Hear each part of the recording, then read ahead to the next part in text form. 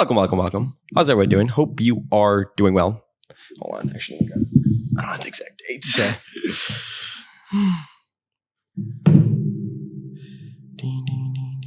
Okay. Welcome. How's everyone doing? Hope you are doing well. My name is Andrew Kuhn, sitting next to Geoff Gannon. Jeff, how's it going today? It's going very well, Andrew. How's it going with you? It's going great. I am super excited because this upcoming Monday, we are going on a research trip for over 2 weeks. We're going to be gone. What are we going to be doing for July 4th? How are we going to celebrate July 4th together? Yeah. We will be in Nashville the 22nd through the 24th, Pittsburgh the 26th through the 29th, Philadelphia the 30th through the 2nd, and Delaware City July 3rd through the 5th. Those are the dates as of now. As I've said, we do prefer to drive because we're on our own schedule. Mm-hmm. And really we go by how much longer I can drive, how much my back hurts. Mm-hmm. Jeff's a great co-pilot because he doesn't sleep. He stays awake and, keeps the conversation going. But if you would like to meet up, you're a potential investor, would like to learn a little bit more about focused compounding capital management, reach out to me at andrew@focusedcompounding.com. And of course, my DMs are open, so you can reach out to me as well there. So in today's podcast, we're going to be talking about the due diligence that you do on an ongoing basis. I posted a little clip. I've been studying Peter Lynch a lot lately because I do a lot of scuttlebutt for the fund and for you. And I think quite honestly, he's like the king of scuttlebutt. He was on the road 6 times a week for 11 years? Yeah. Where 6 days a week. That's the part that people overlook about his whole approach. He was constantly grinding, constantly hustling, constantly talking to management, tons of on-site visits. So I thought, why not? That's a perfect person to learn from, like on scuttlebutt. And he was talking about how important it is to continuously check the facts and how some investors can get killed if they're not continuously checking the facts. Mm-hmm. So I'm kind of curious to hear about the due diligence on an ongoing basis. Okay. That is required so you don't get killed, like Peter Lynch has said. Okay. And one thing is interesting, in our partner's letter to the fund, you wrote about you will most likely never have anything intelligent to say about stock prices on a quarter by quarter basis. But every now and then, you may have something intelligent to say about the actual business of the companies that we own. Yes. So I'm kind of curious to hear about how you continue to do due diligence, check up on the story, react as the facts change or if they don't change, and sort of what your process is like for that. Okay. So in that case, in that letter, what I talked about was things that were affected by COVID, right? And particularly the thing that's most sensitive to, so you find out something new happened. Okay, COVID happened. So what changes about it and stuff? Well, I didn't really focus on what will their earnings be for the next quarter, the next year. That's not a very lasting sort of thing. But what is very lasting and was the thing I focused on is balance sheet, solvency. Because if you don't have cash flows for a little while, then suddenly the balance sheet, which seemed okay or whatever before, is now a really, really big issue. Mm-hmm. So the same thing could be happening in March, right? If you were invested in a bank or something like that, and what was happening financially in the world was what was happening, or a REIT or whatever, someone that needed continual cash flows in and stuff to fund certain activities, then you suddenly have a really big problem that you have to investigate deeply. So those are obvious ones.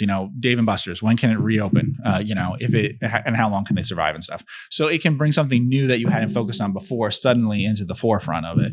And so that's something that you have to look into. And in that case, I did, and then talked about things about just like what they were likely to finance things and stuff. And now we know a little bit more since then about how they finance themselves, what they did with banks and stuff. But that would be the part that would interest me the most.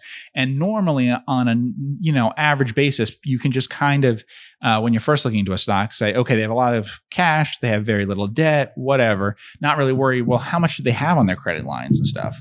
It's something that I'm aware of and that I do write down and everything, but it may even be something that I would not talk to people about, certainly not to talk to partners and stuff about when we bought into something. If it just has a really solid balance sheet, I'll just skip over that part. It's fine. Mm-hmm. But suddenly, like a liquidity crisis or something, it becomes a big issue.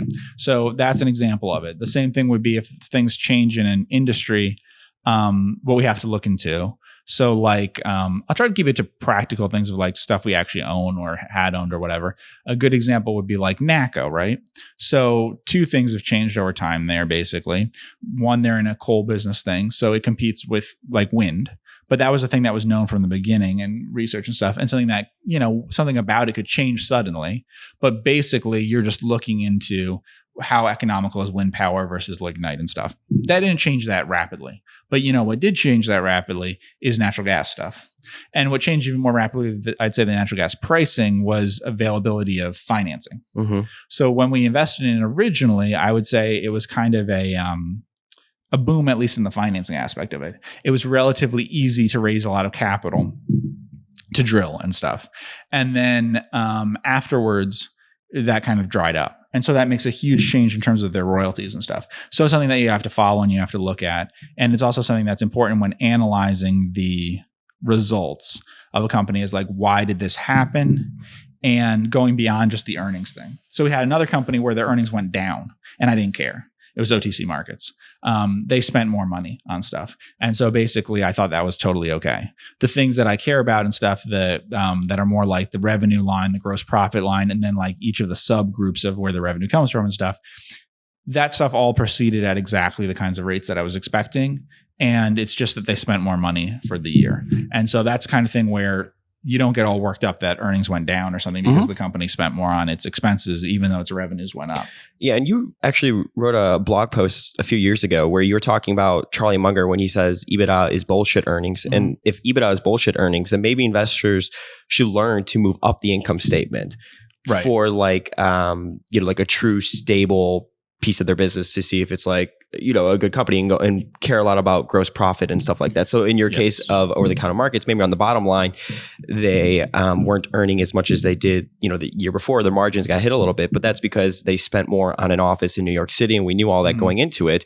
But on the top line with revenue growth and gross profit, that was all incredibly stable. And obviously, they're not going to open up a new, headquarters every single year. So going forward, that's not going to be like a normalized earnings. Exactly.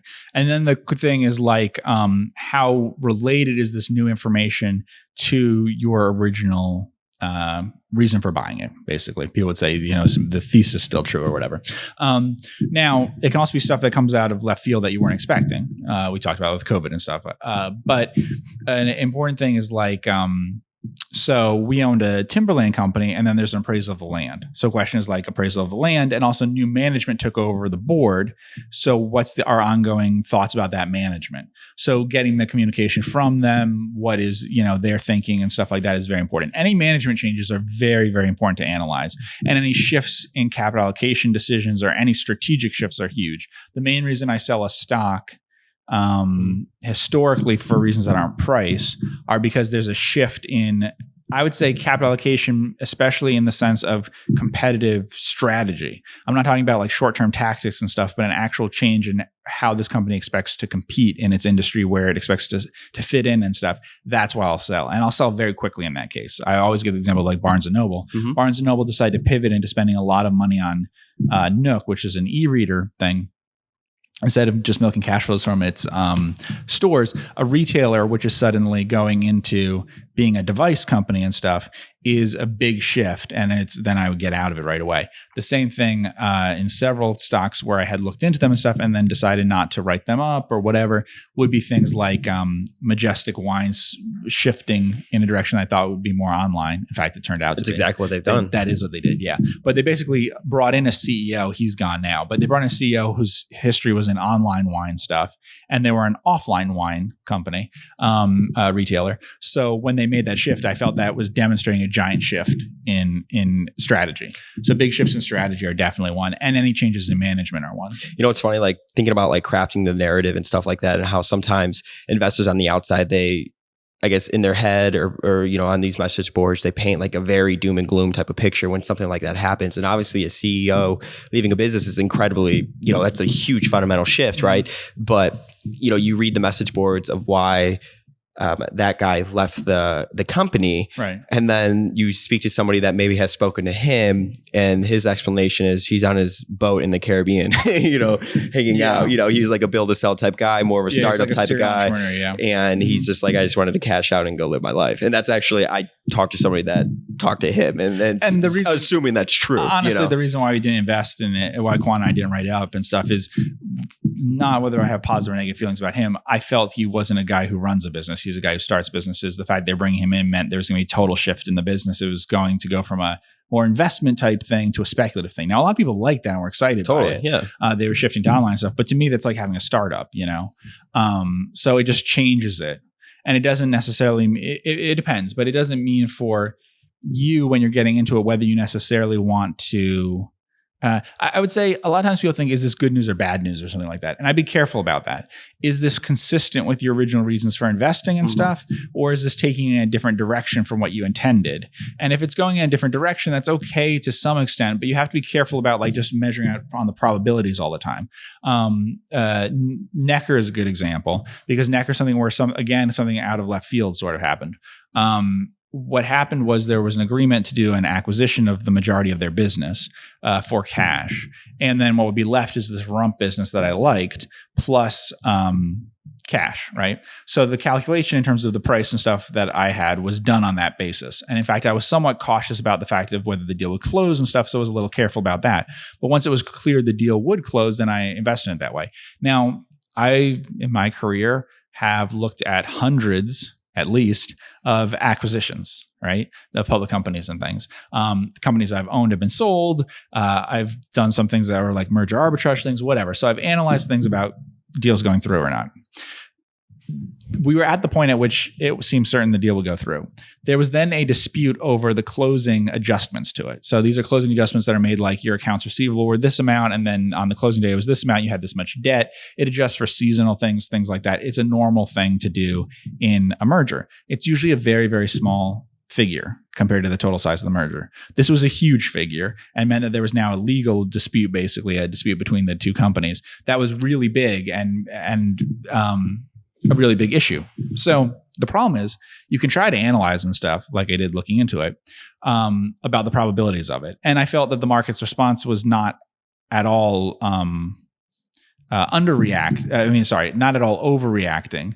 I should say not at all overreacting to the possible probabilities, but it also didn't seem to be dramatically underreacting to it. It seemed within a range. If you think about it, it happened at a range that was like, say, it assumes a 50-50 outcome for each side or something. And I didn't feel that I could have a better gauge than, say, like a 20-80%. No matter how much research I'm going to do, I'm really not going to have a better idea of whether there's a 20% chance or an 80% chance that it's going to be completely favorable to one party or the other. This is, often what happens with things like that. I mean, I've invested in things where there was litigation stuff where I felt I understood the probabilities better than this case. So this is an unusual thing that way. But you have to ask, like, why are you investing in the company? And then how big is the outcome in terms of the price and stuff that way? And it's an interesting issue because sometimes when something like that happens, you might sell. And one way to think about it is if each person can come to their own conclusion about this. But when I thought about it, I thought, would I invest now in the company at today's price if I hadn't already been an investor? And to me, the answer was definitely no. That doesn't mean that I didn't answer the question, do I think the company is cheap or not? Which rationally is the correct thing to look at. If you're going to sell the stock back into the market, rationally, you should be asking all the time, is this the exact right price or something? I think that's too hard for investors to do usually. Mm-hmm. I think better is like, would I make this investment if we were in the situation we're in today? So the price is what it is today, and the situation has changed to the extent it has today. Would I still make this investment? And my answer was no, I wouldn't. I'd buy other stuff. And so, then I sold that stock to buy other things that I would do. Most people, a lot of people will stick in with something like that if they feel that the probabilities are still favorable or whatever. But my concern is it's a different kind of bet at that point. That wasn't what I went in expecting. And so I would want to avoid that. And I think it's hard for people to constantly adjust every quarter to like earnings releases and stuff. But just asking that question of would I still invest in it at today's price if I was finding it for the first time? Mm-hmm. Maybe that's a good filter, like on an ongoing basis. Yeah. With all the information that you know today, even if they're going a different direction or they're doing something different, would you invest in it today knowing what you know? Right. If today was the first day I ever heard of the stock is really the best way to think about it. Because a lot of times people sell a stock basically because they owned it and went up 100%. And that can happen. I mean, I've owned stocks where they go up a bunch and the news is kind of mediocre. And so you do feel tempted to sell it because on that basis, I would say the price move was was not justified by the news. And sometimes the reverse is true. But we've owned things that went up like about 100% when I felt the news justified a tenth or a fifth of that or something. And so you do feel tempted to sell on that basis. But on the other hand, if you ask the question, would I still, if I was just finding the stock today, invest in it, then it could still be right, because you could have bought something that was so cheap in the beginning that just that adjustment doesn't necessarily mean you have to get out of it. What are you trying to get out of earnings calls, transcripts, quarterly earnings in general, the 10Qs? I mean, what are you trying to get out of, earnings? The underlying drivers of the business, how they're performing. So like, I'm not that interested in what is revenue. I'm interested in what was attendance. I'm not that interested in what is OTC markets, for instance. I'm really interested in what their numbers are, both in terms of volume and pricing on each of the different lines of business. So, let's say you have a business where companies pay you money to be listed on certain things. Did you raise the prices on them 5% this year, or 0, or did you cut it? And did you keep all of them, or did you have significant churn? And if you had churn, why did you have it? And things like that. Attendance things like, did you raise your prices or not? And did you increase or decrease the actual number of people visiting and stuff like that? Those sorts of things usually are the ones that I care the most about, and really into the gross profit line and stuff like that. Yeah. Well, what I think is unique about what you do and how you think about it, and again, I don't know if this is something that we train or it's like a nurture over nature type thing, but you truly don't let the market craft your narrative. The price of the stock or the reaction after earnings craft your narrative. You could be like, wow, that was terrible earnings and the stock could be up 10%. People love it. And you could, say and feel pretty confident, be like, I don't know why it's up 10% right now. Well, let's talk about one in that case, Points International. So we own Points International, which does airline miles work. It basically markets airline miles on behalf of airlines as customers to individuals, right? And so COVID happened, and airlines had at this point already come out actually and said, some airlines, in fact, one that I suspect, but it's not confirmed in their filings and stuff, is one of the very biggest customers of in an average year of this company. I think it is one of the biggest. And that airline and others, but that one especially, said this is nothing like 9/11. This is so much worse. The numbers we're going to see, declines in volume passenger volume are going to be way down, and we haven't reached a bottom, and we have no signs that we are reaching a bottom at this time. And this was months and months ago. And Points International. I decided to sell the stock before the earnings call. My main reason for selling the stock before the earnings call was actually I wanted to sell it on days on which there was a lot of volume. I felt we wouldn't disrupt the price as much getting out, because we didn't own a meaningful amount of the company, but we did own a very meaningful amount of the kind of volume you would have in a given week or something. But it could be a lot higher right before then. So we sold that and stuff. And then what happened? It went up. They gave their earnings call and it went up. Now, the reason it went up is because they basically kept with their guidance. They reaffirmed their guidance. Yeah. And they haven't changed their guidance at all.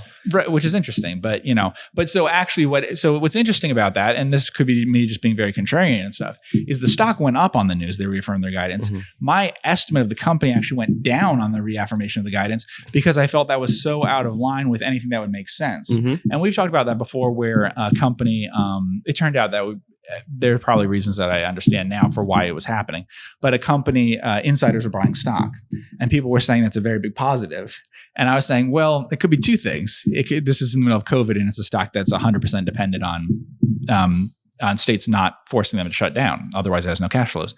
And my feeling was, well, I don't know. It's either very positive that they feel that the value is so good that they have once they come out of this, or they're unrealistic about what's happening right now. And that's the kind of thing with the Points International thing. Are they, at the time, were they being unrealistic about what was going to happen with airline stuff? Because that's a very big issue, because with that company, for instance, and I don't know, this could be an indication that's positive for the company because they know things we don't. But one of the issues is we had discussed, you and I, what are the situations in which they could have financial problems at all, like actual solvency problems and stuff. And the only case is a sustained drop in airline travel in which people don't want to buy airline miles. And in fact, even if you have air travel bounce back, you've had a point where people weren't using miles that they had and stuff. So it's still not necessarily the case. And people could still be also nervous about, will there be a point in the future again where I'll have trouble with airline stuff or whatever it is. Because the company's contractually obligated to purchase airline miles from these airlines as well. Correct. It's contractually obligated on a yearly basis. So it's stranger than that. So it's that like now and stuff, nothing would show up. But at the very end of the year, then they would theoretically have to buy all this stuff. Now they may know things about the airlines and stuff that's different. And I've always wondered that. Would the airlines really enforce this? On the one hand, the airlines desperately need the cash and it puts cash directly in airline pockets, them doing this. But on the other hand, they don't have that many partners that do this for them. And so realistically, in many industries, you don't want to crush them and stuff. You want to keep them afloat. And so we see that with like the car dealer industry. Everyone thinks that car dealers will be, and small ones maybe, put out of business and stuff by COVID. But on the other hand, manufacturers and stuff want to bend over backwards to help them out because this is how they sell their cars. This is their network. And although they don't own the companies, they need them to be able to sell their cars. And so they understand we can't wipe out our dealer base. We actually have to work with them, do everything we can to work with them. Yeah. So anyway, that's a good example because the stock went up quite a bit on the news, and yet my valuation of the company went down on that. Now, eventually later, the stock moved and stuff in a way that reflected more COVID type concerns. But, you know, it's that kind of baffling thing that does happen sometimes when you look into these things. And to your point earlier about the filter of doing due diligence on an ongoing basis, when the facts change, would you buy it in today? Us sitting here right now, would you buy into Points International with everything going on? Absolutely not. I wouldn't. So, I mean, that, you know, just sort of proves that point right there. But it does also hit on a thing that is stuff you can predict ahead of time and stuff you sort of can't. Could I have predicted the COVID thing? We looked at certain possibilities and stuff. I only considered things like, I didn't really consider pandemic and stuff. In fact, I would put a higher odds on, we talked about things that were terrorist things, war, things like that. I always ask you, I'm like, okay, how do we get absolutely after in this investment? Yeah. You know, like what is the literally craziest pull the ghost out of the wall type of thing that can happen? Yes. And we were talking about, okay, well, if there's a terrorist attack and then the perception of flying is, you know, bad, but then you can even handicap that. Well, air travel did come back after 9/11. You know what I'm saying? And the problem, of course, is a lot of people would use 9/11 just like they do for super cat risk and stuff. They use that as the worst case scenario. And you have to remember that whenever there's a worst case scenario, it's worse than any scenario had ever been previously. So people were using 9/11 for airline travel. And in fact, it's worse than 9/11 was. And that will happen all the time. You know, you have to include the possibility that if you have the worst earthquake ever, or the worst hurricane ever in the United States, you don't want to write insurance on the assumption that's the only thing that could ever happen. There could be one that's much worse than that, as we've seen here. But the thing that's hard with that is, although I would view if someone asked me how likely is a pandemic and stuff, I would give odds which are not low. I mean, way higher than most people would give. However, I would never have guessed it would shut down air travel around the world. That never occurred to me. Previously, that's not what happened. And there are reasons why I would think that wouldn't happen this time, but it did. And so the response is different than what I would have expected and stuff, you know? So because of that, you can't predict that sort of thing. On the other hand, or it's a surprise or whatever you want to call it. On the other hand, though, so that was a concern that I had. We looked at it and we sort of thought, financially they'll be fine. But I had no particularly strong feelings one way or the other about management. If we bought the stock, which we did, at that point, it would become the stock with the management I had the least confidence in. And so that's something you have to think about, the weakness of it beforehand. So when I talk about them reaffirming their guidance, that's interesting because, say, if NACO reaffirmed their guidance after I thought they shouldn't, I would give a lot of thought to whether they were making the right decision. But in this case, I didn't think that. Well, what's because the clear I have way difference? more confidence in that they're not overly aggressive in terms of their guidance and things like that. I just have more confidence. Well, the thing is, I mean, and I went back through every time Points issued guidance, and they were always pretty much spot on with their guidance. However, the main pitfall is, though, I mean, they don't. What do they own in the company management? I mean, like nothing. Right, that's true. But the other thing is that the reason why their guidance should always be like spot on is because they're basically carrying out a contract that they signed already ahead of time, and we're just approaching the end of the year. The issue here is you signed a contract basically, and then the world changed for part of the period of that contract. So it's like as if a company just bought and sold coffee beans or whatever, and then suddenly they can't get shipments of beans in. Well, now, if that's the first time that's ever happened in the history of this company, now their guidance, I would feel, is not accurate because they've had a interruption in their business that really changes what things are. And so it just surprised me that they didn't withdraw the guidance and stuff. Especially it surprised me because other companies, including customers in their own industry, had done it. And the companies that are much less affected had done it and were seeming like they were going to do it. So it just was very surprising to me and worried me a little bit. And so that's why I made the change. And quite honestly, that's why the stock shot up after earnings, was because the market was pricing in that they were going to probably reaffirm their guidance and it was going to be sort of doom and gloom. And then they come out and they're going to draw and they come out and say, no, everything's going to be fine, blah, blah, blah. Well, that's the other thing. Yeah, that's interesting. Like, what? That you have to be careful about is, in a sense, anything that's a surprise to the market, while very important, is more likely to not be lasting and to be the kind of thing you have to be a little careful about. Because when they're like, oh, company so-and-so beats by this amount when people expected them not to, you have to be a little careful, because that can have to do with timing things. It can have to do with whatever. It tends not to be the big news of the moment tends not to be the really sticky long-term thing that happens. Now, sometimes it is. Now put aside COVID, because that changed this too. But in a quarter in which there was no COVID, if Netflix comes out and beats by subscribers by a huge amount, that kind of thing usually is an indication of long-term viability of the business. Now, it isn't in cases like now. So it makes no sense. So if you see because everybody's at home, that Costco sales are up, well, people's shopping habits. It was like village supermarkets. Right. Yeah. They had huge increase in earnings because they're in a very heavily affected area and they're essential business. So I think that you want to look at the things that are lasting that way, looking into it. And then you also want to think about the things that are related to your original thesis for it, and if that's dramatically changed in some way. So points, I would give the example, although the COVID thing happened, honestly, it wasn't 100% about COVID. That's the kind of thing that, okay, that's a surprise, but I can deal with that. Virtu was very seriously affected. In some ways, it could be affected almost as much as points, but not as much. But I didn't have the same level of concern about Virtu. I had some concern about it, but I didn't have the same level of long-term lasting concern from it that I did about points. And one reason for that is kind of that I was already worried about points going into it about that.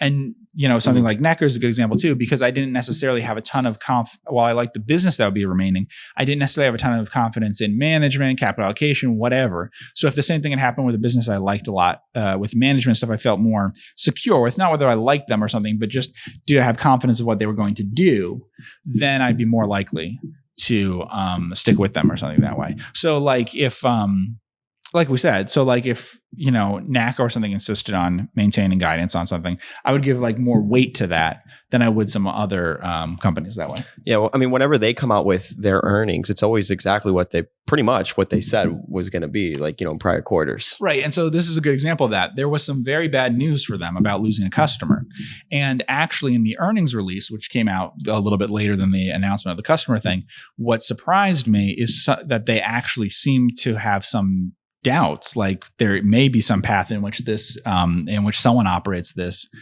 power plant for a longer term and stuff. And that really surprised me, because while that's a normal thing for many companies to say, kind of oh, well, it's not final yet, so we don't want to say and whatever, that if this management was saying that, I just felt that the probability wasn't so much 100% as I may have thought originally. So it changed my attitude about that. 100% of what? That it was going to close down. Got it. You know what I mean? So I felt that what management was saying actually tipped things a little bit more that way. But that's another interesting one, because they had announced the lithium mine thing a while before, and the stock went crazy on that. And then maybe, I don't know if it was momentum people or what into it. And when I ran the numbers and stuff, I wasn't getting anywhere near that possible valuation. That was another situation where the stock was just going like crazy, and you're like, I don't understand why it's doing this. Yeah. It's the kind of thing where it's say I would say, oh, this could be increase the value by $5 or something. Day one, it goes up $5. Day two, it goes up even more and whatever. And that's assuming 100% probability that it'll happen.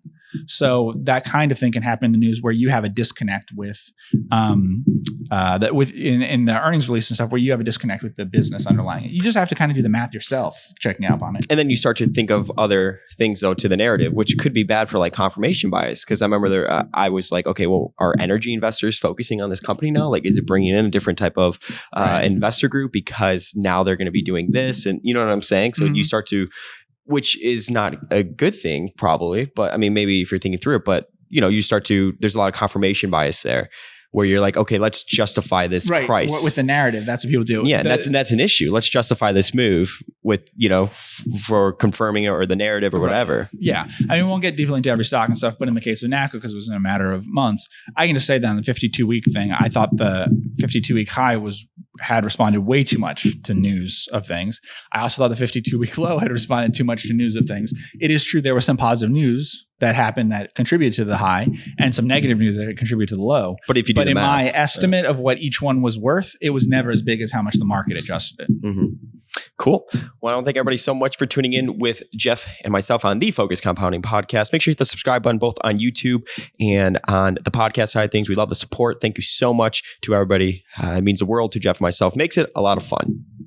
Well, thank you so much for tuning in, and we will see you in the next podcast.